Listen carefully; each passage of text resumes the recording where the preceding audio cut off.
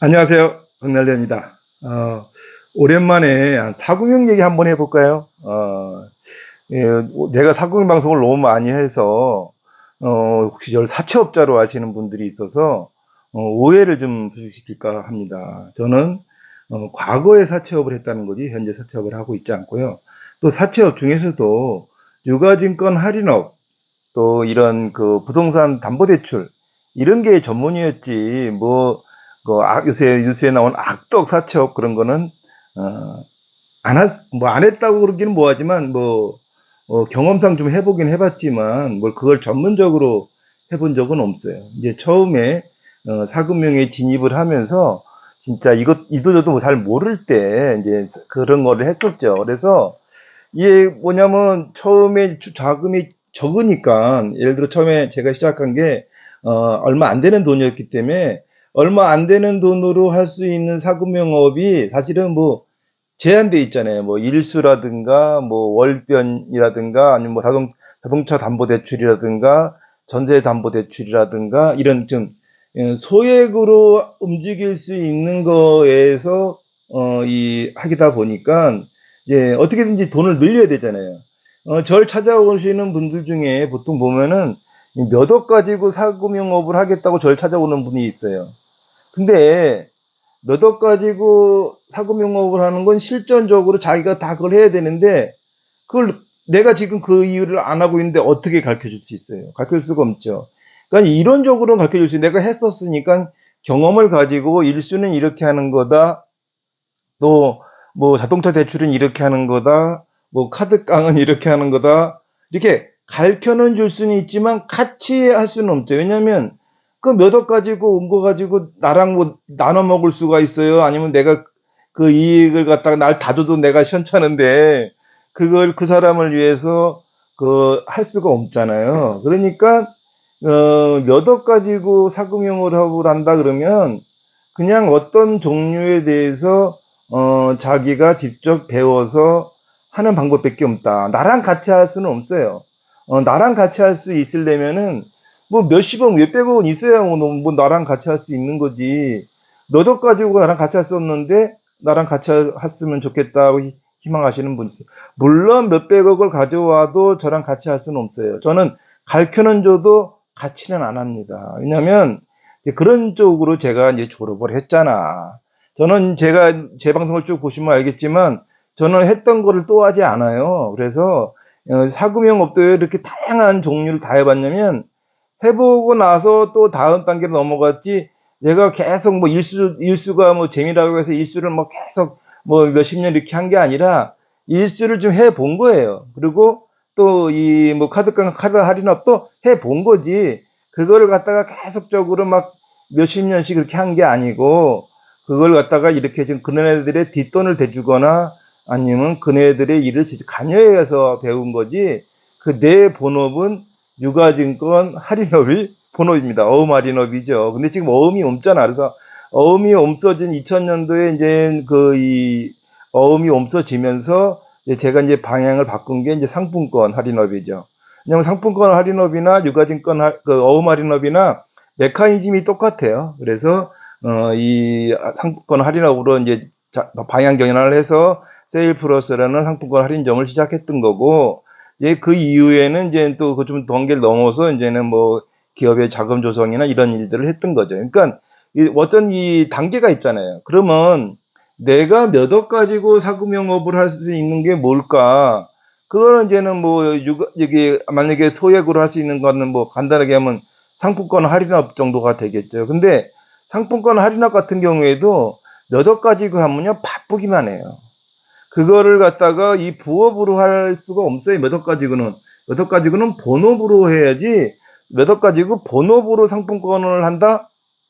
그거 아마 쉽지가 않을 거예요. 왜냐면 뭐안 벌리는 건 아닌데 바쁘지. 그러니까 몇 억 가지고 상품권 하려를 부업처럼 생각하시면은 그거는 이게 생각을 잘못하시는 거다라고 제가 조언해 드리고 싶어요.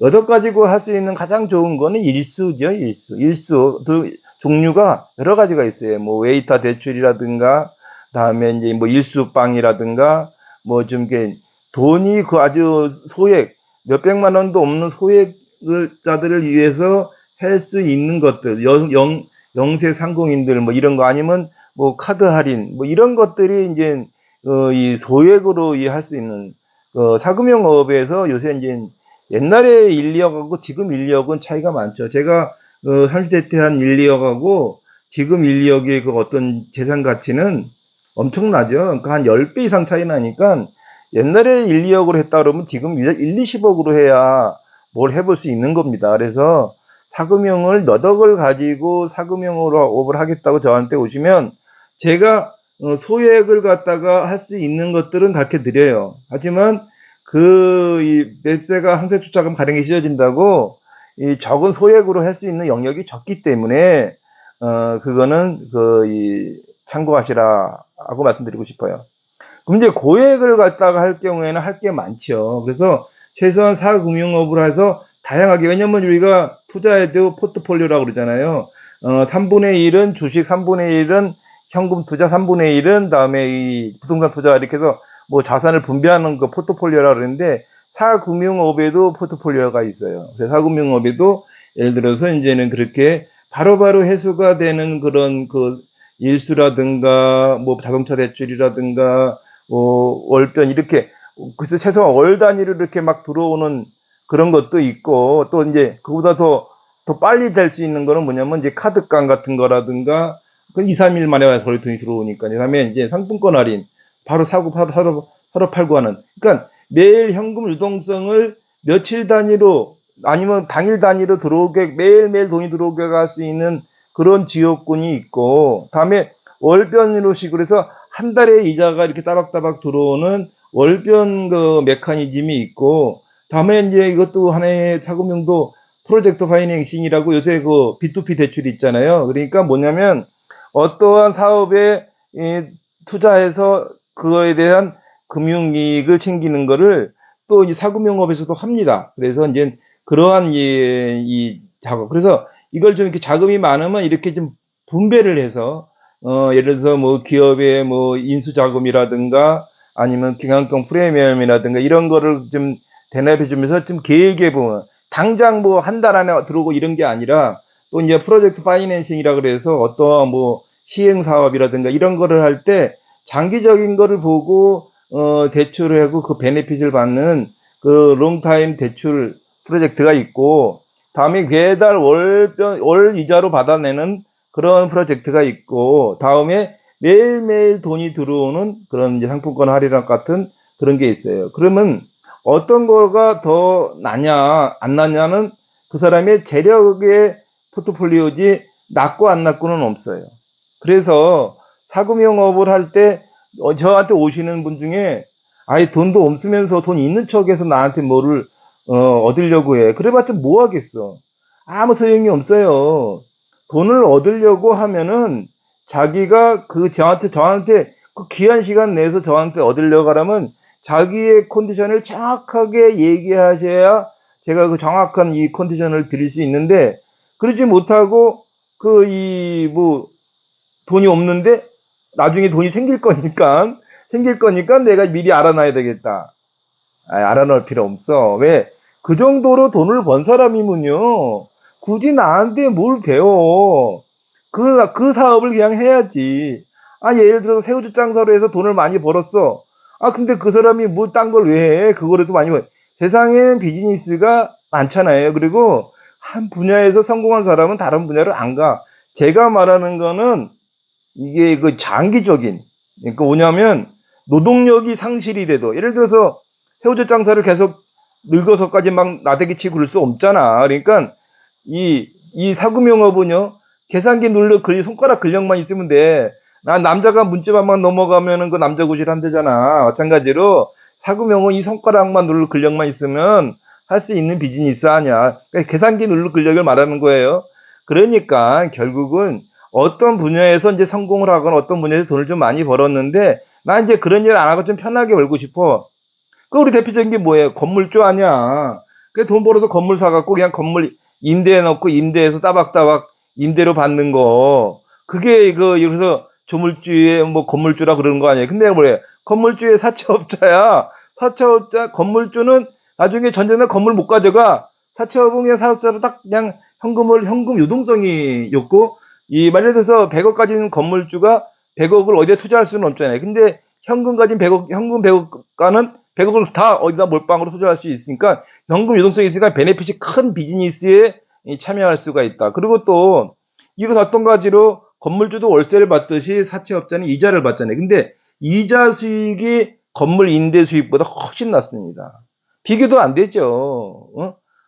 건물 임대 수익보다 이자 수익이 훨씬 낮기 때문에 어느 정도 돈을 버는 사람이 이걸 가지고 이제 돈을 좀 이제 나는 이제 예를 들어서 뭐 빵공장에서 돈을 벌었던 아니면 뭐 기계를 만들어 돈을 벌었던 무슨 해서 돈을 좀 벌었어. 근데 나이가 먹었어. 그래서 더 이상은 이제는 좀 노동력이 들어가지 않는 일을 하고 싶을 때 그때 사금융을 하는 거지.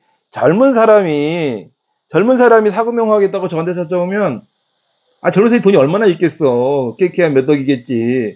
그거 가지고 나랑 뭘 같이 해. 내가 사채업자 사무실이야. 운영하는 것도 사채업자도 아닌데. 그러면 이러이러한 소액 사채업이 있다라고 가르쳐만 줄 수 있는 거예요. 근데 나랑 같이 하자 그러면 같이 할 수가 없어. 같이 할 수 있는 방법은 없고, 단지 하나 이거 있죠. 소액 그런 사금융업을 하는 애들을 연결해 줄 수는 있어. 너 거기 그 사람한테. 근데 그 사람들도 마찬가지예요. 가르쳐 줄 이유가 없어. 그 사람들도 자기가 본업이니까 뭐 이자나 정도 주겠지. 제 얘기를 옛날에 제 방송 들으셨는지 모르겠지만 옛날에 쟤도 어떻게 했어요?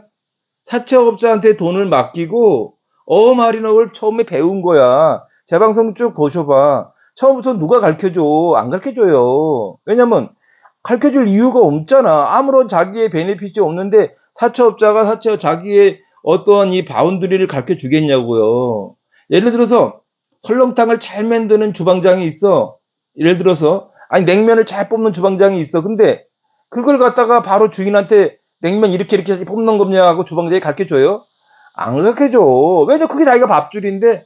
그러기 때문에 사금융업이라는 거를 갖다가 가도 이 사람과의 관계성을 쭉 유지해야 그 사금융업을 가르쳐주는 거지. 아니 가서 자기 거래처 뺏기는 일인데 가르쳐 주겠냐고.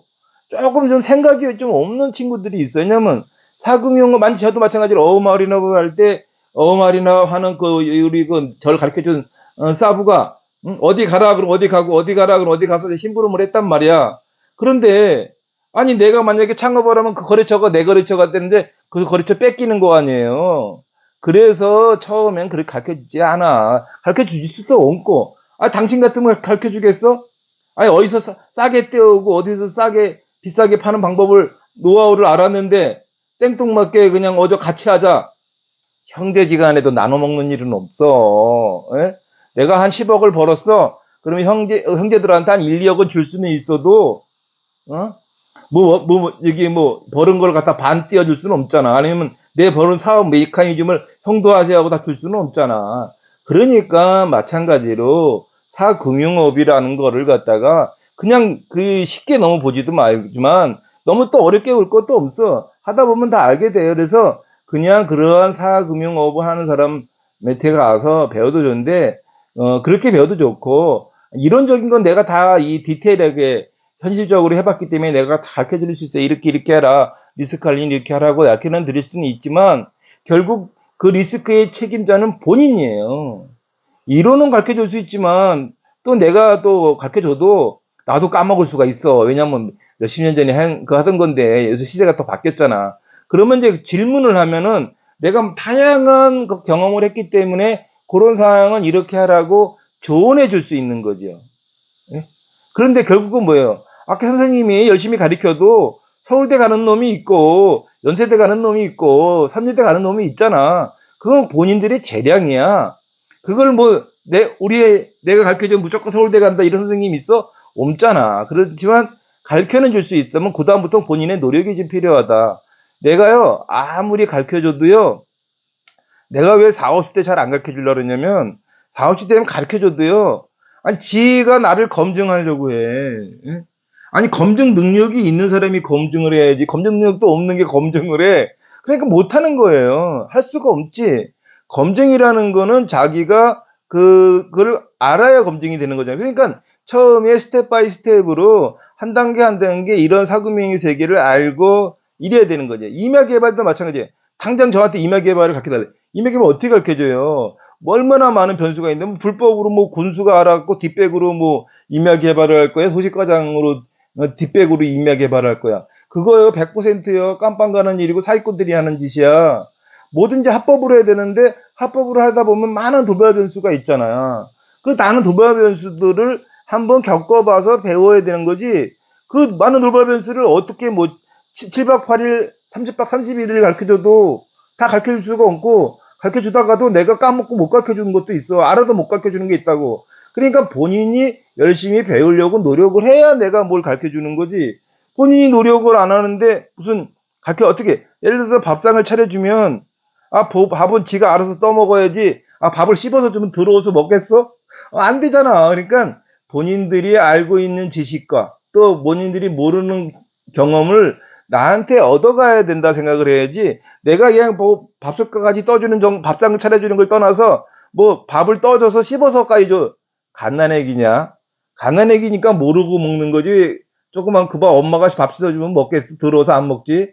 그러니까 이 사금융에 대한 어떤 밥상 차리는 법이라든가 어떤 밥을 뭐 밥숟가락 젓가락질 하는 건 가르칠 수 있어도 먹는 것만큼은 본인이 먹어야 된다. 그래서 사금융업을 제대로 알려고 한다면요, 일단은 그네들아 이 사금융에 대해서 나름대로 제 유튜브 방송도 좀 보시고 궁금한 걸 좀 많이 적으셔서, 아, 이런 것들은 어떻게 해결하는 거에 대한 거에 대해서 저를 만나러 오셔야 여러분이 이 혜택이, 아니, 귀한 시간이 허비되지가 않습니다. 그리고 다시 한번 말씀드리지만 저는 같이 뭘 해주라고 하지 않아요.